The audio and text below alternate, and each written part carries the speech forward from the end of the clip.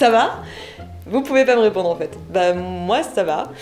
Vous vous rappelez la dernière fois on a parlé des bactéries dans une vidéo qui devait être courte et puis finalement non. Et voilà, aujourd'hui on va continuer à parler des bactéries. Parce que vous vous rappelez, bactéries, petites cellules, pas de noyau, peut se déplacer, vivre à plusieurs en communauté, un peu partout.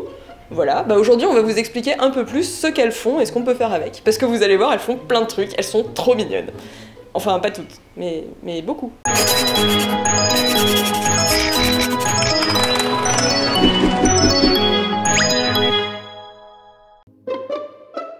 Donc comme on vous le disait, les bactéries, il y en a partout.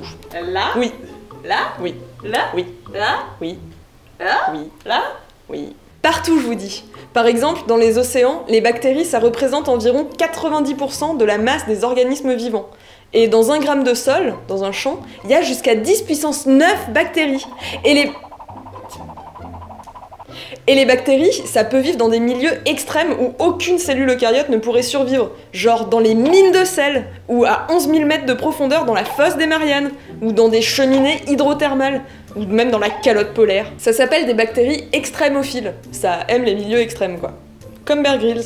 Sauf qu'il a pas de pili. Oui, mais il peut s'accrocher quand même. Ouais, mais il est pas en forme de bâtonnet.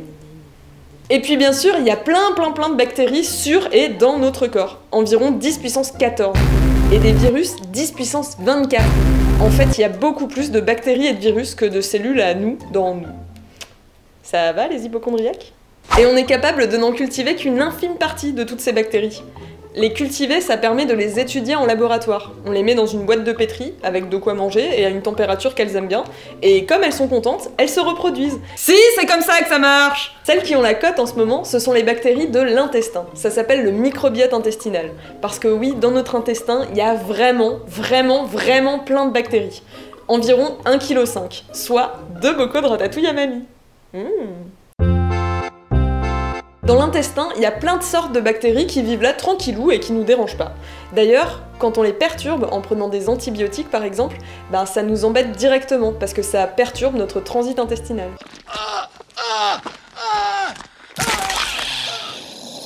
C'est pour ça qu'on parle de maintenir l'équilibre de votre flore intestinale.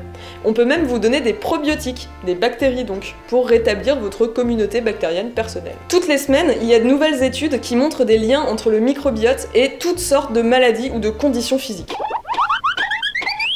Quand je dis qu'il y a un lien, ça veut dire qu'il y a une différence entre le microbiote d'un patient sain et d'un patient malade. Alors même si on sait pas encore expliquer toutes ces différences, ce sont des pistes pour de nouveaux traitements. Mais ça c'est un sujet tellement large et intéressant qu'il faudrait une vidéo entière dessus. Dans la nature, les bactéries elles font plein de trucs. On peut diviser leurs actions en 3 grandes catégories, je simplifie, hein.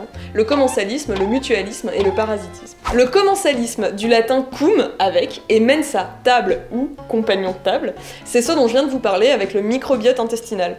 En gros, les bactéries de notre intestin se nourrissent grâce à ce que nous mangeons, mais ne nous font pas de mal. Comme le ver solitaire. Oui, non, dégage. Le mutualisme, c'est quand les bactéries et leurs hôtes vivent ensemble pendant longtemps, voire tout le temps, et qu'ils ont besoin l'un de l'autre. Ils sont bénéfiques l'un pour l'autre. Comme le ver solitaire? Oui. Non!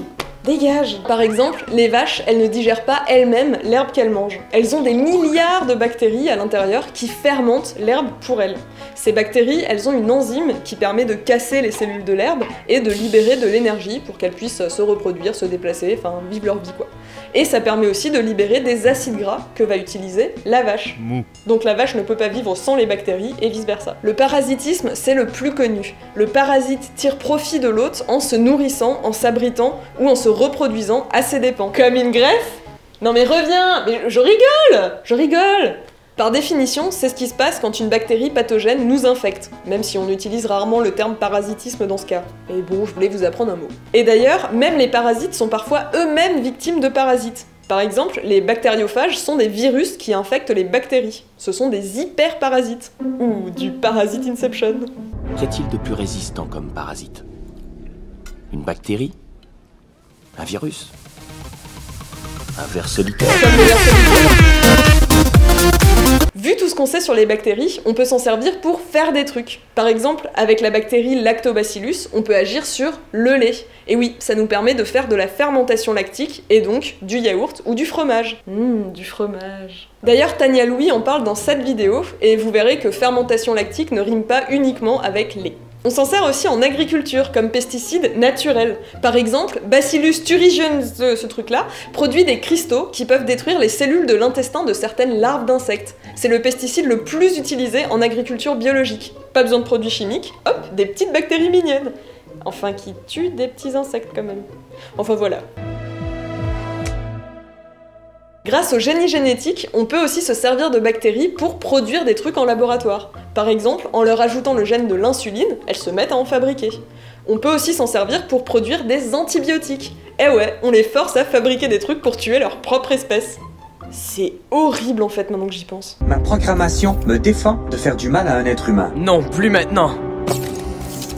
Donc oui, parfois, elles peuvent nous embêter, quand on parle de bactéries pathogènes qui peuvent nous infecter ou contaminer la nourriture par exemple. Alors on peut désinfecter des objets, comme le matériel médical, ou des endroits, comme les cuisines d'un restaurant ou d'une entreprise agroalimentaire, avec des désinfectants, qui tuent les bactéries, les champignons et même certains virus. Quand on désinfecte une plaie sur nous, on parle plutôt d'antiseptique, mais ça a le même rôle de tuer les microbes.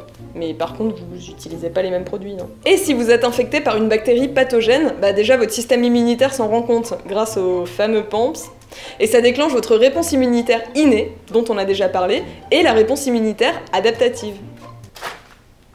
Et si ça ne suffit pas, on peut se faire prescrire des antibiotiques, c'est-à-dire des traitements qui bloquent certaines fonctions des bactéries, ce qui les empêche de survivre ou de se reproduire. Par exemple, si vous les empêchez de produire des protéines, de l'énergie ou de la paroi pour se protéger, ben elles meurent. Mais comme vous le savez... Les antibiotiques, c'est pas automatique. Mais savez-vous seulement pourquoi? Prochaine fois. Donc pour résumer, les bactéries, il y en a partout, même dans des endroits bizarres. Sur et dans notre corps, il y a plus de bactéries que de nous. Alors parfois, elles peuvent nous infecter, mais la plupart du temps, elles sont gentilles et elles nous servent à produire plein de trucs, notamment des antibiotiques. Voilà. Les bactéries sont nos amis, il faut les aimer. Aussi. Merci à tous d'avoir regardé cette vidéo, et comme d'habitude, vous pouvez partager, vous abonner, venir sur les réseaux sociaux, tout ça. En plus, non mais vraiment faites-le, parce que ça nous aide, même si c'est un peu chiant à dire. Mais surtout, on va commencer un nouveau truc. On va partir de vos idées pour faire nos vidéos. Parce qu'on est un peu des grosses feignasses. Mais aussi parce qu'on vous aime. Cœur. Donc le mot, on va vous le dire, ce sera le thème d'une prochaine vidéo, et vous pouvez nous mettre en commentaire ce qui vous vient à l'esprit quand on vous le dit. Un autre mot, une question, un film, une blague, j'en sais rien, ce qui vous vient à l'esprit. Et le mot sera... herpès. Et non pas gonorrhée.